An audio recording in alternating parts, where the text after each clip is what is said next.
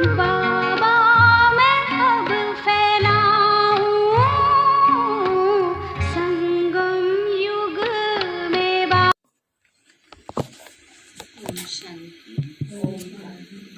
ओम शांति। ओम शांति। सभी को नववर्ष की, नई दुनिया की, नए युग की बहुत बहुत हार्दिक बधाई हो, बधाई हो, बधाई हो। नववर्ष, नई दुनिया के नए नए संस्कार हमारे जीवन में लेके आया है तो हमें सदा पुरुषार्थ करके अपने उन संस्कारों की स्मृति में रहना है, कभी भी विस्मृत नहीं होना है। माया का वार कब होता है? जब हम विस्मृत हो जाते हैं, भूल जाते हैं कि बाबा हमारे लिए नई दुनिया बना रहे हैं। तो अभी हम प्यारे बाबा के आज के महावाक्य सुनेंगे। आज बाबा के 5 तारीख के महावाक्य हैं। आज से सभी पुरुषार्थ करें, एक नया संस्कार अच्छा धारण करें। बाबा बोले, मीठे बच्चे, विचार सागर मंथन कर सर्विस की भिन्न भिन्न युक्तियां निकालो, जिससे सबको बाप का परिचय मिल जाए। मीठे बच्चे, विचार सागर मंथन कर सर्विस की भिन्न भिन्न युक्तियां निकालो, जिससे सबको बाप का परिचय मिल जाए। प्रश्न है, बाप हर एक बच्चे को ऊंची तकदीर बनाने की युक्ति कौन सी बताते हैं? बाबा बोले, अपनी ऊंची तकदीर बनानी है तो अंदर से सब छीछी बुरी आदतें निकाल दो। झूठ बोलना, गुस्सा करना, यह बहुत खराब आदतें हैं। सर्विस का शौक रखो, जैसे बाप निरहंकारी बन सेवा करते हैं, ऐसे जितना हो सके औरों के कल्याण अर्थ रूहानी सेवा में बिजी रहो। गीत है, मरना तेरी गली में, जीना तेरी गली में, मिट जाएगी हमारी दुनिया तेरी गली में। तो जीते जी मरे हुए हैं, मरना माना भूल जाना, पुराने संस्कारों को भूल जाना। ओम शांति। मीठे मीठे रूहानी बच्चों को पहली ये पॉइंट समझनी और समझानी है कि बाप कौन है। बच्चों को अतीन्द्रिय सुख तब फील होता है जब निश्चय करते हैं कि हम बेहद बाप की संतान हैं। बस इस एक ही बात से खुशी का पारा चढ़ता है। ये है स्थायी खुशी की पॉइंट। तुम जानते हो हम अपने को ब्रह्मा कुमार कुमारियां कहलाते। ये है नई रचना। तो पहले सबको निश्चय करना है कि यह हमारा बाप है। बाप के नीचे फिर है विष्णु, माना त्रिमूर्ति के चित्र पर बाबा ने समझाते हुए से बताया। तो बाप से विष्णुपुरी का वर्षा मिलता है, तो कितनी खुशी होनी चाहिए। यह निश्चय करा के फिर लिखाना चाहिए। विष्णु का अर्थ वैष्णव भी निकालते हैं। भारतवासी अच्छी तरह जानते हैं कि यह देवी देवताएं निर्विकारी थे। ये सबको बताए ना, इसीलिए जितने भी पुराने वो दिखाते हैं उसमें पता है कि सब निर्विकारी थे, कोई विकार नहीं था, तभी तो उनको देवी देवता कहते थे। स्वर्ग में इनका पवित्र प्रवृत्ति मार्ग था। गाते भी हैं, आप हैं संपूर्ण निर्विकारी और हम विकारी। सतयुग में संपूर्ण निर्विकारी हैं और कलयुग में संपूर्ण विकारी हैं। इस समय सब कैसे बन गए? विकारी हैं। बाबा कहते हैं, बच्चे, विकारी को पतित भ्रष्टाचारी कहेंगे, क्रोधी को पतित भ्रष्टाचारी नहीं कहा जाता। क्रोध तो सन्यासियों में भी होता है। तो पहले परिचय देना है बाप का। ऊंचे ते ऊंचा बाप जब भारत में आता है तो यह महाभारी लड़ाई भी लगती है। जरूर, क्योंकि परमात्मा आकर पतित दुनिया से पावन दुनिया में ले जाते हैं। शरीरों का तो विनाश होना है, ये निश्चय होना चाहिए कि हमको बाप पढ़ाते हैं। बावनी का निश्चय होना चाहिए कि हमें कौन पढ़ा रहे हैं, बाप पढ़ा रहे हैं ना, शिव बाबा पढ़ाते हैं स्वयं। तो जब भगवान ये निश्चय है तो क्या होना चाहिए है, नशा चढ़ना चाहिए। और इसको निश्चय भगवान पढ़ा रहे हैं तो मिस होना चाहिए, नहीं होना चाहिए, है ना। तो बाबा कहते हैं तो कितना रेगुलर होना चाहिए। अगर किसी ने एक क्लास के लिए 1 लाख रुपया फीस दी हो ना, उसको मिस करेंगे? कभी नहीं करेंगे, कुछ भी करके नहीं। सारे काम छोड़ो, पहले मेरी क्लास, है ना। और बाबा के हम बच्चे, इसमें तो और ही उल्टा मिलता है, प्राप्ति होती है आत्मा को। तो बाबानी का कितना रेगुलर होना चाहिए। यहाँ हॉस्टल नहीं है, हॉस्टल बनाएं तो फिर बहुत मकान हो जाए, बहुत मकान चाहिए। 7 रोज 4 रोज के लिए भी आते हैं तो भी बहुत मकान चाहिए। देखो बाबा के कितने मकान बन गए, बाबा के कितने घर हैं।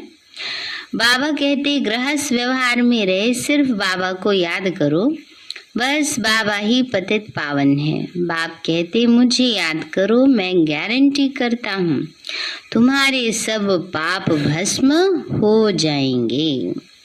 पहले तो ये लिखवा लेना चाहिए कि बरोबर हम शिव बाबा की संतान हैं, फिर विश्व के मालिक बने के हकदार बनते हैं।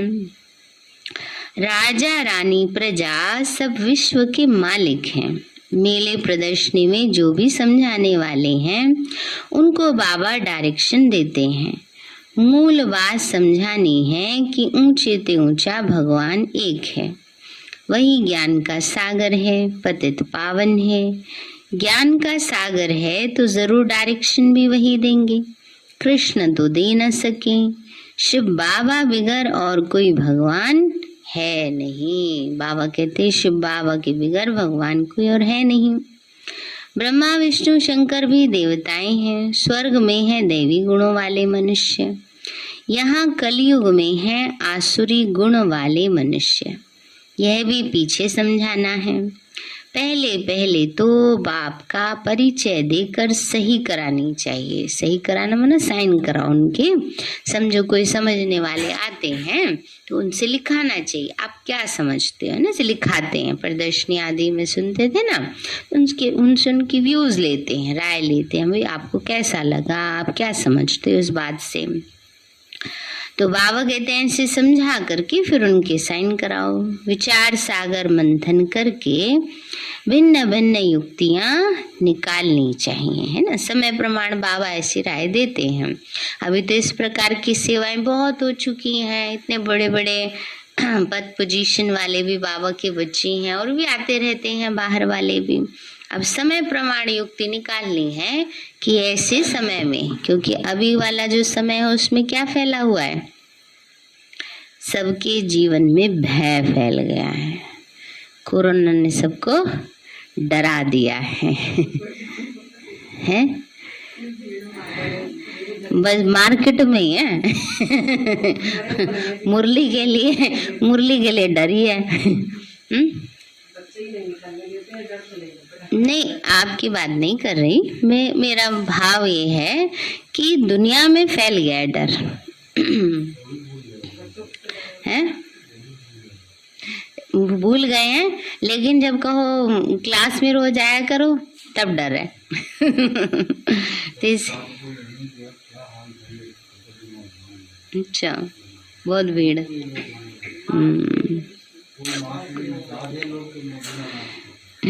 तो बाबा कहते हैं बच्चे इसलिए युक्ति निकालो, कैसे कैसे समझाएं, क्या क्या पॉइंट समझानी है ना।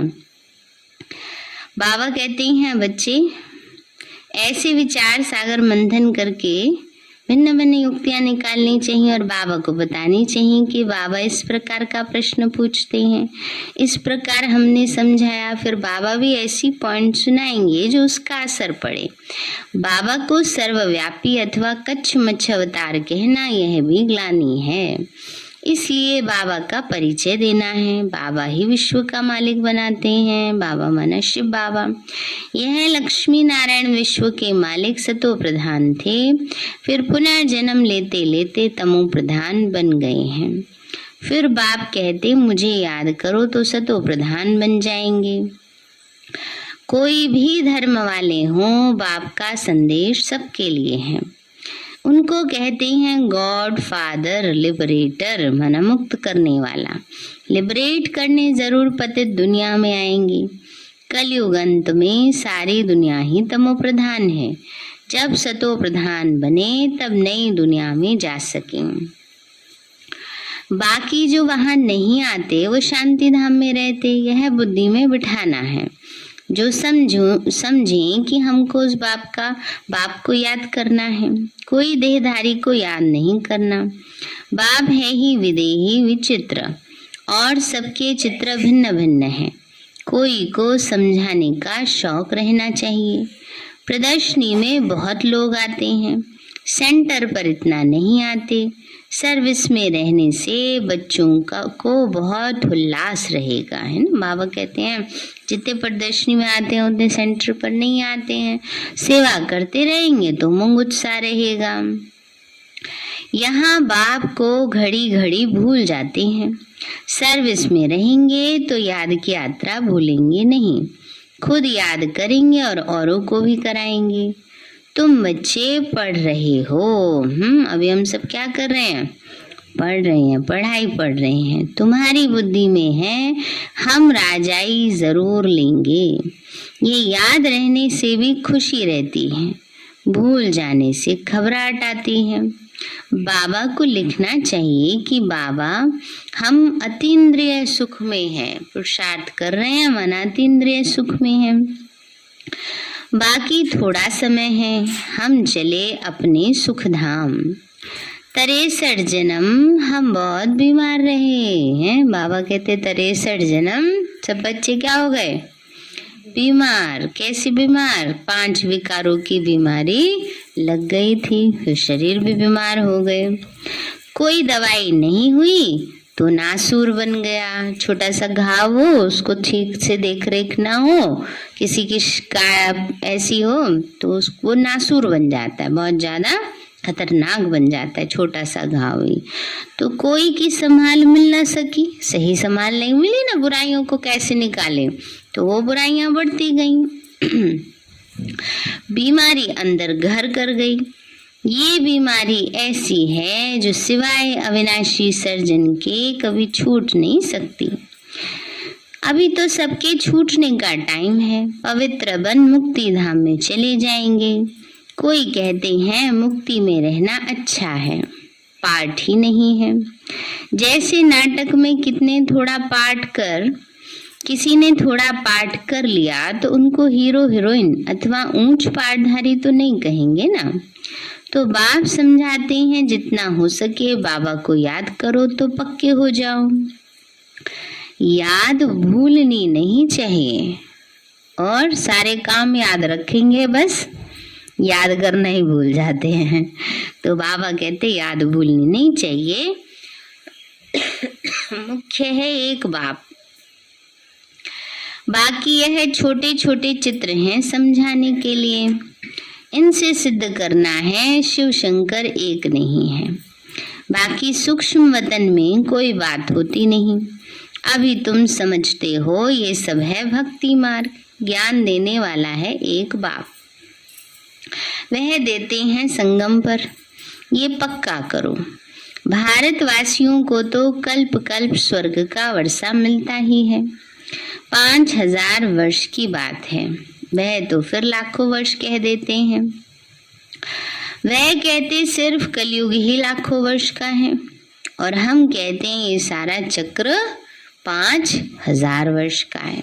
उन्होंने तो कलयुग में भी बता दिया अभी 40,000 वर्ष पड़े हैं। तो समझो कितना होगा।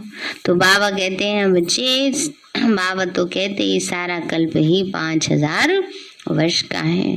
ये बात अगर भूलते नहीं तो इतनी कंफ्यूजन थोड़ी होती है ना। तो इसलिए बाबा कहते हैं बात भूल जाते हैं, परेशान हो जाते हैं। ये कलयुग अभी कितने वर्ष का है? है कलयुग कितने वर्ष का है? लो 42 वर्ष का कलयुग है। 1250 वर्ष का। सारा कल्प है 5000 वर्ष का। 4 भाग में बराबर बराबर बांटो ना, तो ऐसे बनेगा। बाबा कहते हैं बच्चे वह फिर लाखों वर्ष कह देते हैं, हम कहते ये सारा चक्र ही 5000 वर्ष का है। गपोड़ा कितना बड़ा लगाया। बुलाते हैं हे पतित पावन। कृष्ण को पतित पावन तो नहीं कहेंगे। कोई भी धर्म वाला कृष्ण को लिबरेटर नहीं कहेंगे। हे पतित पावन करके पुकारते हैं तो बुद्धि ऊपर चली जाती है, फिर भी समझते नहीं। माया का कितना अंधियारा है। गफलत में पड़े हैं। बाबा ने कहा सब गफलत में पड़े हैं। कहते हैं शास्त्र अनादि है, परंतु सतयुग त्रेता में तो ये होती नहीं। ये पढ़ाई ऐसी है जो बीमारी में भी क्लास में बैठ पढ़ सकते हैं। बाबा कहते हैं पढ़ाई ऐसी है बीमारी में भी क्लास में बैठ के पढ़ सकते हैं। यहाँ बहाना चल ना सके। बाबा कहते बहाना चल ना सके, और बच्चे सबसे ज्यादा पढ़ाई, इसी पढ़ाई में बहाना बनाते। गऊ बहुत अच्छी होती है, कोई कोई तो लात भी मार देती है।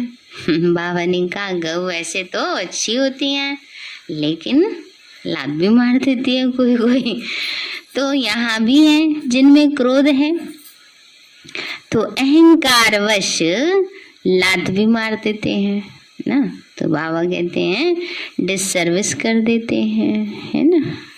क्रोध में इतना आ जाते हैं अपना आपा ही खो देते हैं। आपा खो करके न जाने क्या क्या कर देते हैं। लात मारने का भाव कोई स्थूल में पैर कोई नहीं मारते, लेकिन ऐसे कर्म कर देते हैं जिससे डिससर्विस हो जाती है।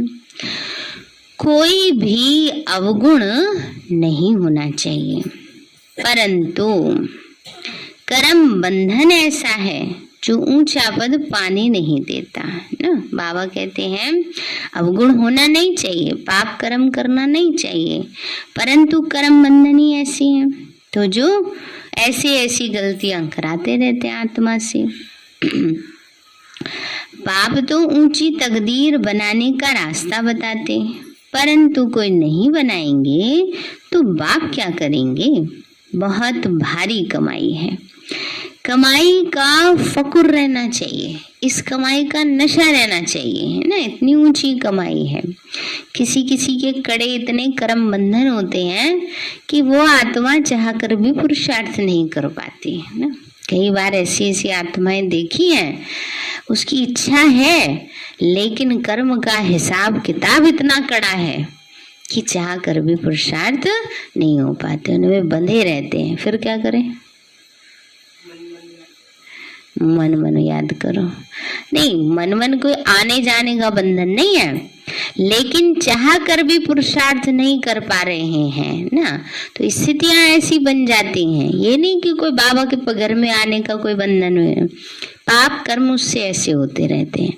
तो या तो तपस्या का बल इतना बढ़ाओ कि उन पाप कर्मों पर, उन कर्म बंधनों पर विजय पा सके, तब वो आत्मा अपनी तकदीर बना सकती है। तो बाबा ने कहा बच्चे कमाई का फखुर रहना चाहिए। कमाई नहीं करेंगे तो परिणाम क्या होगा? कल्प कल्प ऐसा ही हाल होगा। बाप तो सबको सावधानी देते हैं, इंसल्ट नहीं करते। बाबा तो समझा रहे हैं, बाबा किसी की इंसल्ट थोड़ी कर रहे हैं कि कल्प कल्प तुम्हारा ऐसे हाल होगा। बाबा थोड़ी चाहेंगे, माँ बाप थोड़ी चाहेंगे हमारे बच्चे को कुछ ना मिले या उसकी तकदीर खराब हो जाए, नहीं। बाबा कहते हैं बच्चों में कोई भी छीछी आदत नहीं होनी चाहिए। झूठ बोलना बड़ा खराब है। कई झूठ ऐसे बोलते हैं, बातों को ऐसे घुमा देंगे, उनकी तरफ से कहेंगे, फिर कह देंगे बाबा ही तो कहता ना युक्ति से बोलो। अब इसका मतलब ये थोड़ी होता है ना। तो इसलिए बातों को घुमाना भी वो झूठ ही होता है ना। जिस सत्यता होती है ना, स्पष्ट होती, क्लैरिटी होती है उसमें। तो बाबा ने कहा झूठ बोलना बड़ा खराब है, यज्ञ की सर्विस कैसे करनी चाहिए। अब दीदी ने कह दिया तो करना तो पड़ेगा ही। है? फिर नंबर मिलेंगे हैं? नहीं, ये है कि अगर आपको सच बोलना है, कहीं ऐसा लग रहा है कि हमारे इस सच से द्वंद्व पैदा होगा, तो वह शांत रहो, झूठ क्यों बोलो ना। झूठ बोलने वाले के मन में डर रहेगा हमेशा। इसलिए बाबा ने 2 ऑप्शन रखे हुए हैं ना, चलो चुप रहो। तो ये भी नहीं है कि ये डर से फिर चुप ही रहो, बोलो ही नहीं कुछ, ये भी नहीं होना चाहिए, है ना। तो सच्चाई जो होती है वो सामने जरूर आ जाती है, और फिर जब उसके सामने सच आता है तो फिर स्थितियां तो खराब हो ही जाएंगी ना। इसलिए कई बार कई लोग सोचते हैं अच्छा हम कुछ करेंगे तो पता नहीं चलेगा, पर ऐसा हो सकता है भला पता ना चले, पता चली जाता है। अब ये स्थिति पर डिपेंड करता है, हर एक के लिए अलग अलग परिस्थिति होती है, उसमें अलग अलग तरीके के लिए चलने के लिए बाबा ने सबको बुद्धि दी हुई है। और सबसे बड़ी बुद्धि है कि उस समय हम बाबा से अपना वो करें, कनेक्शन अपना जोड़े, तो हम उस समय राइट डिसीजन ले सकेंगे। कहीं पर अगर सच नहीं बोले, चुप रह गए, तो भी गड़बड़ है ना। और कहीं पर ऐसा सच बोल दिया जिससे घमासान हो जाए, तो भी गड़बड़ है। तो स्थिति प्रमाण देखना चाहिए, है ना। हाँ, यही हमारा सोचना है ना कई बार। तो लेकिन स्थिति प्रमाण हमें निर्णय लेना चाहिए कि कहाँ क्या स्थिति है ना। जहाँ ये लग रहा है कि हम चुप रहें, शांत रहें, तो स्थितियों में सुधार आ जाएगा और समय रहते हम सच को क्लियर कर सकेंगे, तो वहाँ शांत रह जाना अच्छा है। लेकिन जब लग रहा है कि नहीं, अगर सच नहीं बोला तो स्थिति और खराब हो जाएगी बाद में, तो वहाँ चुप रहना कोई समझदारी नहीं होती है। तो परिस्थिति प्रमाण हर बदलता रहता है ना, उसके प्रमाण निर्णय लेना है। उसके लिए तो बाबा ने हमें निर्णय शक्ति दी है ना। और कई बार फिर कई बच्चे कहते हैं कुछ समझ नहीं आ रहा, क्या करें, निर्णय शक्ति कैसे यूज करें। तो निर्णय शक्ति हम सही उसी के पास होगी जिसकी बुद्धि की लाइन क्लियर होगी। अगर बुद्धि में कचरा भरा हुआ है तो वो सही समय पर सही निर्णय नहीं ले पाएंगे। इसलिए कोशिश ये करनी चाहिए कि बुद्धि का बर्तन हमेशा साफ रहे ना। तो बाबा कहते हैं बच्चे, यज्ञ की सर्विस खुशी से करनी चाहिए। बाबा के पास आते हैं तो बाबा इशारा करते हैं कि सर्विस करो। जो तुमको खिलाते हैं उनकी सर्विस जरूर करनी चाहिए। सेवा करना बाप सिखलाते हैं। देखो ऊंचे ते ऊंचा बाप भी कितनी सेवा करते हैं। जो काम अज्ञान में नहीं किया वो भी करना पड़े ना। फिर ये दे अभिमान थोड़े आना चाहिए, हमने तो ये कभी काम किया नहीं है ना, हम कैसे करें। तो बाबा कहते हैं बच्ची, जो ज्ञान में, घर में तो ज्ञान में कोई भी काम करते ही नहीं है, मन मर्जी के मालिक होते हैं सभी। अब हमारी दादियों ने कहा अपने घर में झूठा ग्लास भी नहीं उठाया, इतने रईस घराने की थी, और उन्होंने सारे काम किए ना। ऐसे ही बाकियों का है। हमारी दीदी का ही सुनाते हैं, घर में तो मेड लगी हुई थी और बाबा के घर में जाकर के सारे काम करते थे, झाड़ू पोछा बर्तन सफाई सब किया, बाथरूम भी साफ किया। कईयों को बाथरूम साफ करने में बड़ा दे अभिमान आता है। अब कौन करता है घर में बाथरूम साफ, है ना, लेकिन बाबा के घर में सब करते हैं। तो बाबा कहते हैं बच्चे, जो काम अज्ञान में नहीं किया वो भी करना पड़े, इतना निरहंकारी बनना है। कायदे के विरुद्ध कोई काम नहीं करना। जितना हो सके औरों का कल्याण अर्थ सब कुछ अपने हाथों से करना पड़े। लाचारी हालत में कुछ कराया वे और बात है। समझो कोई तबीयत ठीक नहीं, बीमार है, नहीं कर सकते हैं, वो एक अलग स्थिति है, पर अपना काम अपने हाथों से ही करना चाहिए, है ना। कईयों को बहुत आदत होती है बैठे बैठे ऑर्डर चलाने की, है ना, वो खराब संस्कार है ना। यहाँ करेंगे तब तो वहां ऑर्डर चला सकेंगे ना। सतयुग में अगर यहाँ ही सेवा ले लेंगे सारी, तो वहां जाकर उनकी दासी बनना पड़ेगा। इसलिए अपने हाथों से ही, और वैसे भी अपने हाथ पैर जितने चलते रहें उतना अच्छा होता है।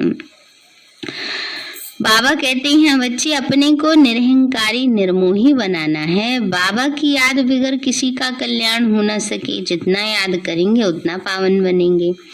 याद में ही विघ्न पड़ते हैं, ज्ञान में इतने विघ्न नहीं पड़ते। ज्ञान की तो अनेक पॉइंट हैं। बाप को याद करने से खुशबूदार फूल बनेंगे। कम याद करेंगे तो रतन ज्योत बनेंगे। अक के भी फूल होते हैं, रतन ज्योत होता है ना एक फूल, उसमें बस कलर कलर होता है, देखा है ना। तो बाबा कहते हैं बच्चे, और अक के फूल वो तो जहरीला ही होता है। अक के फूल भी होते हैं। तो अपने को कैसा फूल बनाना है? खुशबूदार, है ना, खुशबूदार फूल बनाना चाहिए। कोई बदबू नहीं होनी चाहिए। आत्मा को खुशबूदार बनाना है ना। गुणों से खुशबू आती है, गुण धारणा से ही खुशबू होगी। इतनी छोटी बिंदी में सारा ज्ञान भरा हुआ है। वंडर है, सृष्टि एक ही है, ऊपर व नीचे सृष्टि नहीं है। त्रिमूर्ति का अर्थ भी तुम जान गए हो। बाबा कहते हैं उन्होंने सिर्फ नाम रख दिया त्रिमूर्ति मार्ग। कोई ब्रह्मा को त्रिमूर्ति कह देते हैं, उनकी बायोग्राफी का तो कुछ भी पता नहीं। शास्त्रों में है श्रेष्ठाचारी मनुष्यों की जीवन कहानी। लक्ष्मी नारायण राधे कृष्ण आदि हैं तो सब मनुष्य, परंतु औरों की जीवन कहानी को शास्त्र नहीं कहा जाएगा। देवताओं की जीवन कहानी को शास्त्र कहा जाता है। बाकी शिव बाबा की जीवन कहानी कहाँ है? वो तो निराकार है। खुद कहते हैं मैं तो पतित पावन हूँ। मुझे सब फादर कहकर बुलाते हैं। मैं आकर स्वर्ग की स्थापना करता हूँ। भारत 5000 वर्ष पहले स्वर्ग था, अब फिर से बनना है। कितना सहज है। परंतु पत्थर बुद्धि ऐसी है जो ताला खुलता ही नहीं। ज्ञान और योग का ताला बंद है। बाबा कहते हैं घर घर में पैगाम दो कि ऊंचे ते ऊंचा है बाप। फर्स्ट फ्लोर है मूल वतन, सेकंड फ्लोर है सूक्ष्म वतन, और थर्ड फ्लोर है ये साकारी दुनिया। हम नीचे से ऊपर चलते हैं, है ना, तो बोलते हैं फर्स्ट सेकंड थर्ड। बाबा ऊपर से नीचे देख रहे हैं। अगर इन फ्लोर्स का भी बच्चों को याद रहे तो भी बाबा जरूर याद पड़े। सर्विस के लिए तो भागना चाहिए। बाबा कहाँ भी जाने की मना नहीं करते। भले शादी में जाओ, तीर्थों पर जाओ, सर्विस करने जाओ, पर वहाँ बोलो नहीं हम तुम्हें ज्ञान सुनाने आए हैं। कहेंगे शादी का मजा ही खराब कर दिया। हाँ, और दूसरी बात, कई बार स्थिति ऐसी होती है सुनना भी नहीं चाहते हैं, तो वाइब्रेशन दो ना। तो बाबा ने कहा बच्चे भाषण करो। बोलो एक है रूहानी यात्रा, दूसरी है जिस्मानी यात्रा। पॉइंट्स तो बहुत मिलती रहती हैं। वानप्रस्थियों के झुंड में जाके सेवा करो, उनका भी सुनो। वो लोग क्या कहते हैं? वो कहते हैं एक बारी हम गए, पार्क में बैठे रहते हैं ना वानप्रस्थियों का ग्रुप। उन्होंने क्या कहा कि हम तो पहले घरों से परेशान हुए बैठे हैं, तू और आ गया हमें परेशान करने। पार्कों में बैठे रहते ना ग्रुप बना करके। तो वानप्रस्थी माना 60 साल से ऊपर वाले रिटायर्ड पर्सन्स। तो बाबा ने कहा पहले उनकी सुनो, वो बेचारे तो परेशानी सुनाएंगे, थोड़े मन से हल्के होंगे तब आपकी बात सुनेंगे। वो लोग क्या कहते हैं, हाथ में पर्चा हो, मुख्य 4-5 बातें लिखी हुई हो, ईश्वर सर्वव्यापी नहीं है, गीता का भगवान कृष्ण नहीं, साफ लिख दो। जो कोई पढ़े और समझे कि यह सच तो है, इसमें चतुराई बड़ी चाहिए। बाबा त्रिमूर्ति पर के लिए भी समझाते हैं, ये घड़ी घड़ी पॉकेट से निकाल देखते रहो।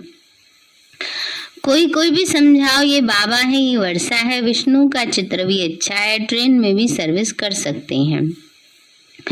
बाप को याद करो तो विश्व के मालिक बन जाएंगे। सर्विस बहुत हो सकती है, परंतु कोई को अक्कल आता ही नहीं, बहुत पुरुषार्थ करना है। लड़ाई के मैदान में सुस्त थोड़े होना चाहिए।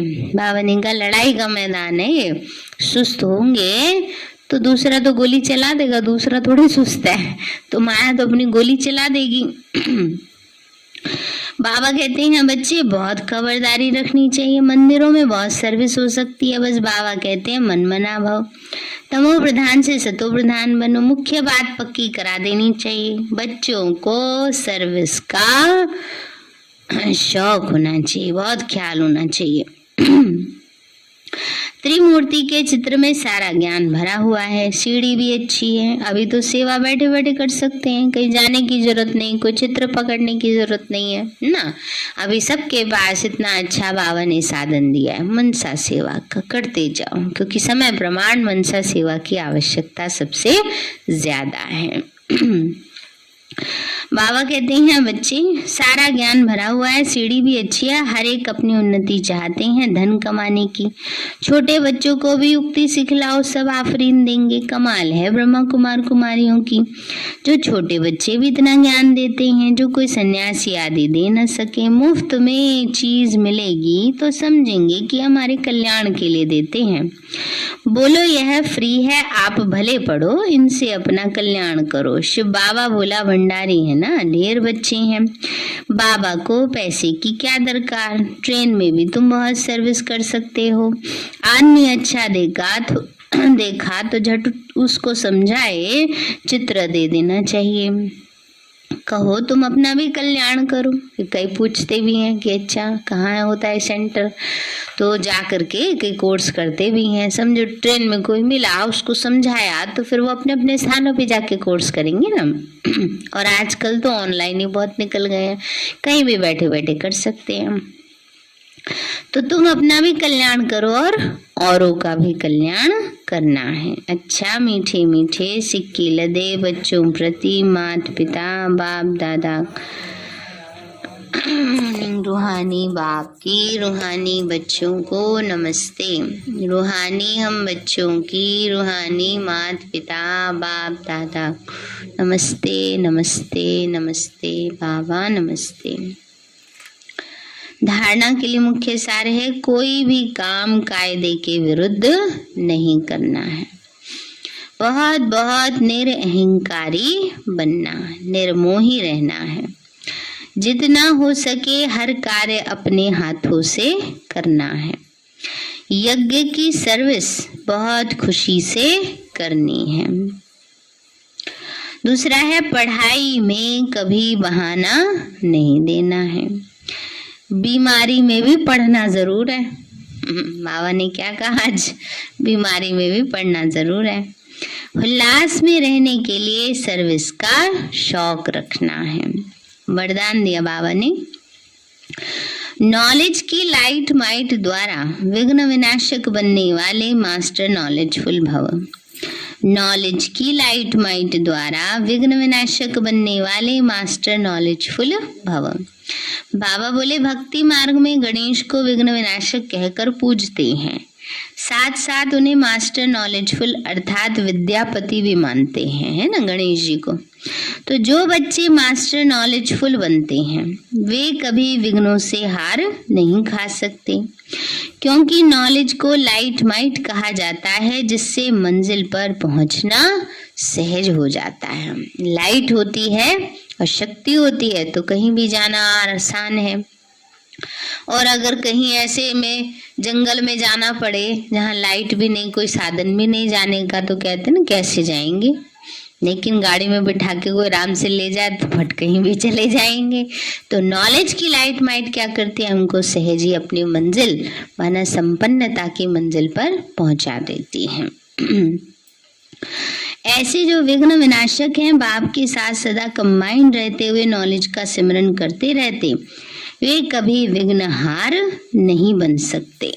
स्लोगन है, अंदर बाहर जो भी बुराइयां हैं उन्हें संपूर्ण विल कर दो तो विल पावर आ जाएगी। अंदर बाहर जो भी बुराइयां हैं उन्हें संपूर्ण विल कर दो। किसको दे दो? बाबा को दे दो तो विल पावर आ जाएगी। सार है मीठे बच्चे, विचार सागर मंथन कर सर्विस की भिन्न भिन्न युक्तियां निकालो जिससे सबको बाप का परिचय मिल जाए। प्रश्न है, बाप हर एक बच्चे को ऊंची तकदीर बनाने की युक्ति कौन सी बताते हैं? बाबा बोले, अपनी ऊंची तकदीर बनानी है तो अंदर से सब छी बुरी आदतें निकाल दो। झूठ बोलना, गुस्सा करना, ये बहुत खराब आदतें हैं।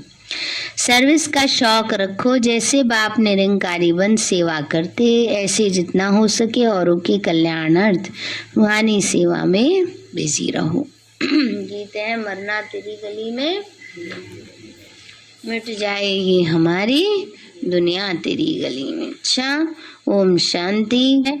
कल भी सभी को बाबा से टीका कराने अवश्य आना है, भूल नहीं जाना। मीठे बाबा।